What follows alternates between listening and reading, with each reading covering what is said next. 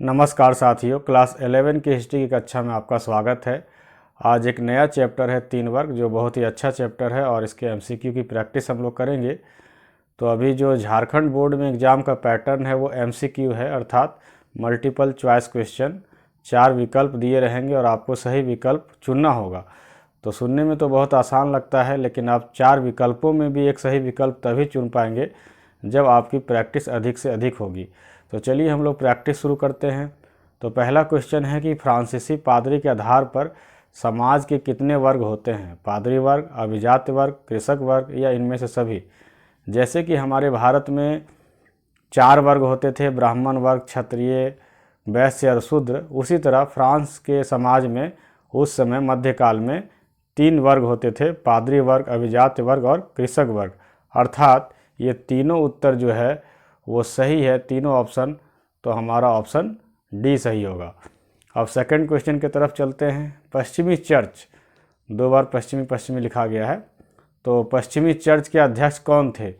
Pope थे, bishop थे, Lord थे या नाइट थे? तो साथियों, जो पश्चिमी चर्च जो था रोम में, इटली के रोम में, उसके अध्यक्ष को हम लोग पोप कहते थे। वो पूरे ईसाई जगत का अध्यक्ष होता था, अर्थात हमारा ऑप्शन ए सही है। अब हम लोग आगे बढ़ते हैं तीसरे क्वेश्चन की तरफ। एंजल लैंड का रूपांतरण है, अर्थात एंजल लैंड से किस देश का नाम पड़ा है? हर देश का नाम कुछ कुछ शब्दों से पड़ा है। जैसे भारत से भारत पड़ा है, जैसे कि ब्राज़ील का मतलब होता है एक पेड़, उससे ब्राज़ील पड़ा है। कनाड का मतलब होता है गांव, उससे कनाडा पड़ा है।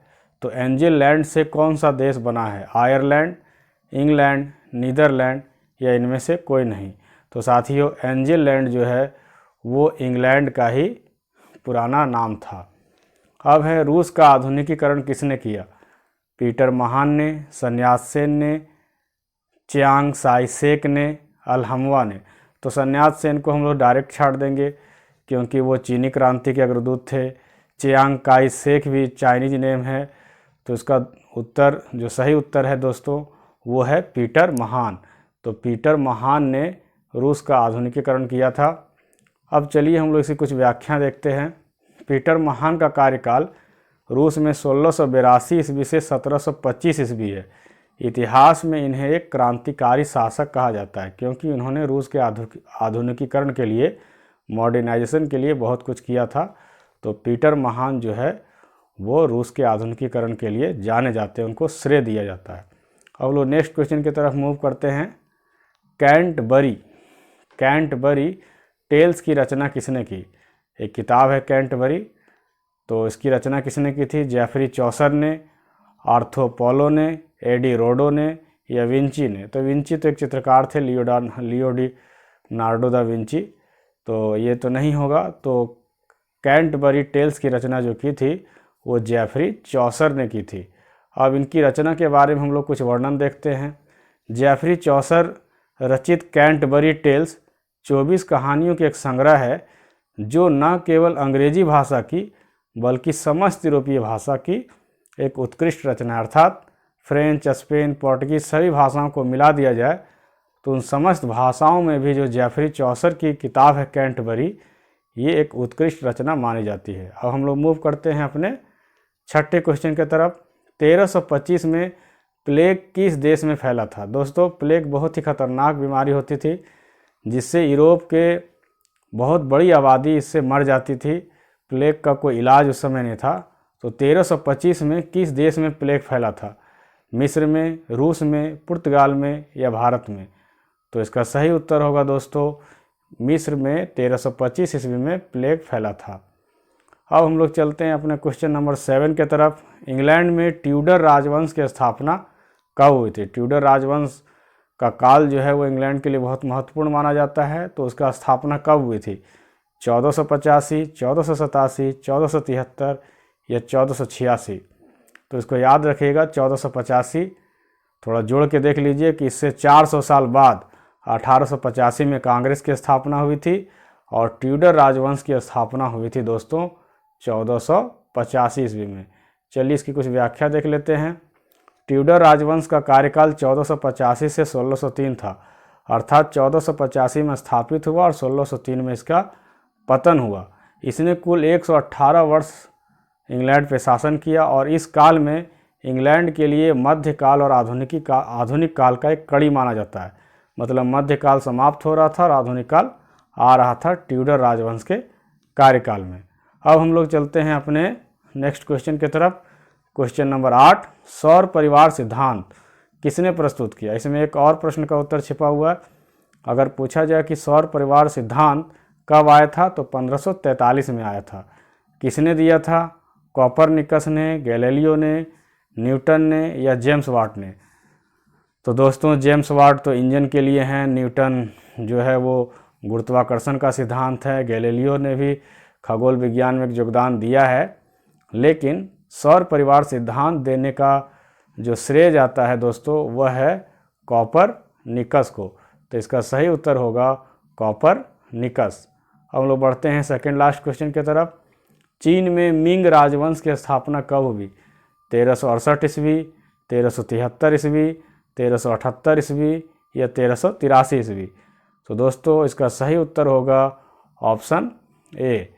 तो इसकी स्थापना जो है मिंग वंश की 1368 ईस्वी में हुई थी। अब इसकी कुछ व्याख्या देख लें। 1368 ईस्वी में झू यांग झांग ने मंगोलों को परास्त करके मिंग राजवंश की स्थापना की थी। किसने परास्त किया था? झू यांग झांग ने।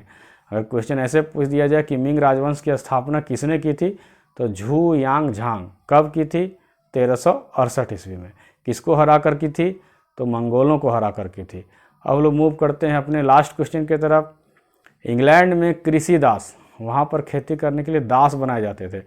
तो कृषि दासों को स्वाधीन नागरिक बनने के लिए अपने लॉर्ड से कितने दिन छिपना पड़ता था? महाभारत की कहानी को याद कीजिए। महाभारत में जब पांडव दास बन गए, जुआ में हार गए कौरवों से, तो उसे शर्त रखा गया कि आपको 12 साल का वनवास होगा और 13वां साल आपको अज्ञातवास में रहना होगा। अर्थात 13 साल में आपको अगर हमने पहचान लिया तो फिर से आपको 12 वर्ष दास रहना पड़ेगा। तो 12 वर्ष से भी कठिन था दोस्तों 1 साल। तो 1 साल अगर आपने अज्ञातवास में काट लिया तो आपको स्वाधीन बनाया जा सकेगा। तो इसी प्रकार का शर्त इंग्लैंड में दासों को होता था। उनको अपने मालिकों से छुप कर रहना पड़ता था। और वो समय क्या था जिससे कि उन्हें फिर स्वतंत्र नागरिक बना दिया जाता था? ऑप्शन ए 3 महीना, ऑप्शन बी 6 महीने, ऑप्शन सी 1 वर्ष और 1 दिन, ऑप्शन डी 6 महीने और 1 दिन। तो दोस्तों ये काल था 1 वर्ष 1 दिन। अगर कोई कृषि दास, कोई नौकर अपने मालिक से छिप करके 1 वर्ष 1 दिन रह जाता था तो उसे स्वतंत्र नागरिक बना दिया जाता था। और दास लोग भागते थे, शहरों में भाग करके रहते थे, क्योंकि कहा जाता था कि शहर की हवा लोगों को स्वाधीन बनाती है और स्वतंत्रता भले किसे प्यारी नहीं होगी, तो कृषि दासों को तो स्वतंत्रता और भी प्रिय होगी क्योंकि वो बंदिश में रहते थे। तो 1 वर्ष 1 दिन अगर भाग जाते थे, वो छिप कर रह लेते थे, तो उन्हें स्वाधीन बना दिया जाता था। तो दोस्तों इस प्रकार 3 वर्ग चैप्टर के कुछ क्वेश्चन की प्रैक्टिस हम लोगों ने की। इसी प्रकार और भी चैप्टर के MCQ में लाता रहूँगा आप लोग के सामने। तो ये वीडियो कैसा लगा आप कमेंट बॉक्स में ज़रूर लिखें। जो भी वीडियो देखें कमेंट अवश्य करें, ताकि हमको पता चले कि हमारी वीडियो को कौन कौन लोग देख रहे हैं और इसमें क्या सुधार की गुंजाइश है। आप अपनी प्रतिक्रिया भी दे सकते हैं। आपको और कैसे वीडियो चाहिए यह भी आप कमेंट बॉक्स में लिख सकते हैं। और अगर अच्छा लगे तो लाइक कीजिएगा और अपने 11 के दोस्तों के साथ शेयर कीजिएगा। तो मिलते हैं इसी प्रकार के अगले वीडियो में। तब तक के लिए जय हिंद, जय भारत।